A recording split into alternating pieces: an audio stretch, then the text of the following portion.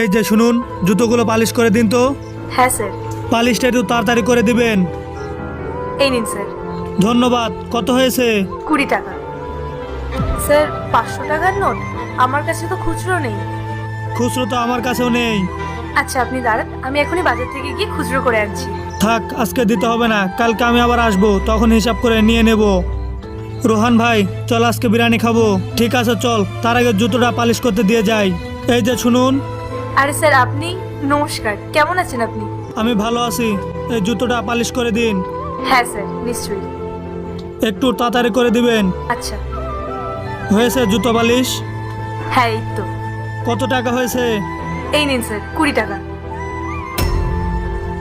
আরে স্যার আপনি টাকা কেন দিচ্ছেন? আরে এসব আপনি কি বলছেন? আমি আপনাকে কোনো টাকা দেইনি। হ্যাঁ, আমি কাল জুতো পালিশ করে নিয়ে গেছি, কিন্তু আমি 20 টাকা দিয়ে গেছি। আমি আপনার থেকে কোনো টাকা পাই না। এই নিন টাকা।